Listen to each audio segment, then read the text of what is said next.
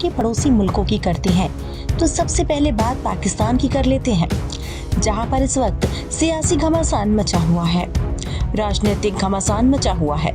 और फिर बात श्रीलंका की, जहां पर आर्थिक संकट छाया हुआ है। यानी कि कुल मिलाकर हमारे जो पड़ोसी देश हैं वो इस वक्त खासे परेशान हैं।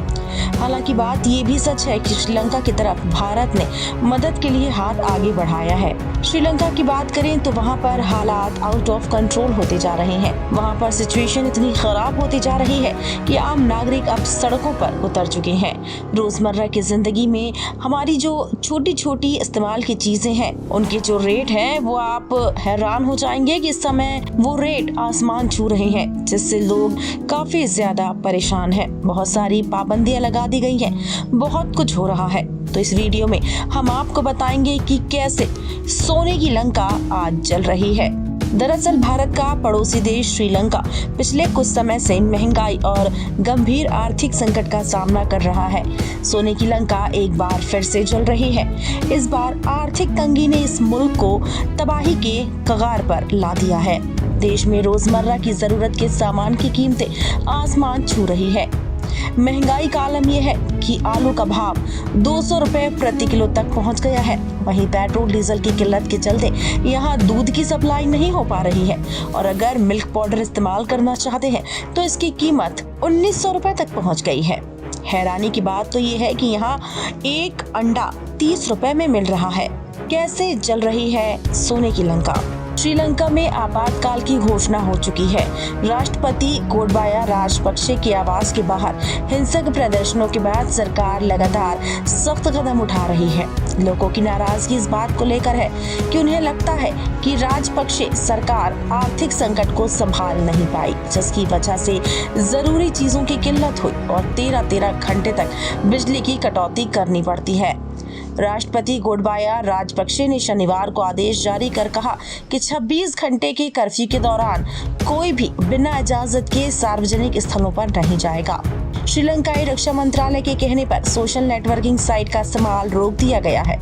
इसके चलते श्रीलंकाई नागरिक शनिवार से ही व्हाट्सएप, फेसबुक, यूट्यूब और इंस्टाग्राम जैसे सोशल मीडिया प्लेटफॉर्म का इस्तेमाल नहीं कर पा रहे हैं। श्रीलंका में महंगाई चरम पर है। पेट्रोल पंप पर अब फ्यूल के लिए 2-2 किलोमीटर लंबी लाइनें लग रही हैं। खाने पीने की चीजें इतनी महंगी हो गई हैं कि लोग भूखा सोने के लिए मजबूर हैं। यहाँ आलम यह है कि यहाँ पेट्रोल से महंगा दूध बिक रहा है। एक कप चाय की कीमत 100 रुपए हो गई है। मिर्च 700 रुपए किलोग्राम बिक रही है। आलू 200 रुपए किलो तक बिक रहे हैं। फ्यूल की कमी का असर बिजली उत्पादन पर भी पड़ा है। अब कई शहरों में 12 से 15 घंटे तक बिजली कटौती हो रही है। ऐसी स्थिति में भारत ने श्रीलंका को $1 करोड़ की मदद दी है। आर्थिक के बाद राजनीतिक संकट। राष्ट्रपति और उनके भाई प्रधानमंत्री ही महेंद्र राजपक्षे को छोड़कर श्रीलंका के पूरे मंत्रिमंडल ने रविवार को अपने पदों से इस्तीफा दे दिया। यानी देश डुबोकर श्रीलंका सरकार की सारी मंत्रिमंडल फरार हो गई है। वजह साफ है, जनता का गुस्सा। लेकिन प्रधानमंत्री और राष्ट्रपति भाई अब भी बने हुए हैं, जबकि देश में गुस्सा बढ़ता जा रहा है और भूख से परेशान जनता अब न राष्ट्रीय आपातकाल को मान रही है और न ही सोशल मीडिया ब्लैकआउट को। देश को दिवालियेपन की दहलीज पर ले आने वाले राजपक्षे सरकार ने सोशल मीडिया पर पाबंदी लगा दी ताकि जनता के गुस्से का सामना उन्हें न करना पड़े। 1948 में ब्रिटेन से आजादी के बाद से सबसे दर्दनाक मंदी में दक्षिणी एशियाई राष्ट्र रिकॉर्ड मुद्रास्फीति और बिजली कटौती के साथ साथ भोजन, ईंधन और अन्य आवश्यक चीजों की भारी कमी का सामना कर रहा है। श्रीलंका के ऐसे आर्थिक और खराब हालातों में भारत ने मदद का हाथ आगे बढ़ाया है। अब बात करते हैं भारत के पड़ोसी मुल्क पाकिस्तान की। पड़ोसी मुल्क पाकिस्तान में सियासी संकट छाया हुआ है तो दूसरे देश श्रीलंका में आर्थिक संकट गहराया हुआ है। सड़कों पर फूटती लोगों की नाराजगी की वजह से श्रीलंका सरकार ने आपातकाल लगा दिया है। इस बीच भारत ने जहां 40,000 मीट्रिक टन डीजल कोलंबो पहुंचाया है। वहीं अतिरिक्त 20 टन तेल जल्द उपलब्ध कराने की कवायद शुरू कर दी है। रिपोर्ट्स के मुताबिक इंडियन ऑयल कॉरपोरेशन को श्रीलंका के लिए भंडार से अतिरिक्त तेल मुहैया कराने के लिए कहा गया है। आईओसी के सहयोग से बनी IOCPCL ने एक दिन पहले ही सिलोन को 6,000 मीट्रिक टन तेल के 7 टैंकर भेजे थे। श्रीलंका में पेट्रोल डीजल की भीषण किल्लत है।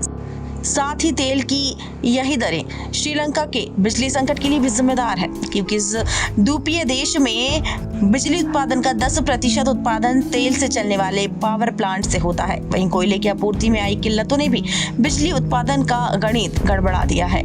दरअसल श्रीलंका में विदेशी मुद्रा के संकट की वजह से आवश्यक चीजों की किल्लत हो गई है।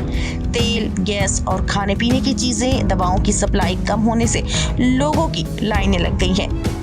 घंटों घंटों तक बिजली कट रही है। हफ्तों से लोग परेशान हैं। राष्ट्रपति की दलील है कि विदेशी मुद्रा की कमी के लिए वो जिम्मेदार नहीं है। आर्थिक स्थिति बिगड़ने के पीछे मुख्य रूप से महामारी है, जिसकी वजह से टूरिज्म से आने वाला राजस्व खत्म हो रहा है और बाकी आमदनी भी ठप होती चली गई। CIN न्यूज के लिए खास रिपोर्ट।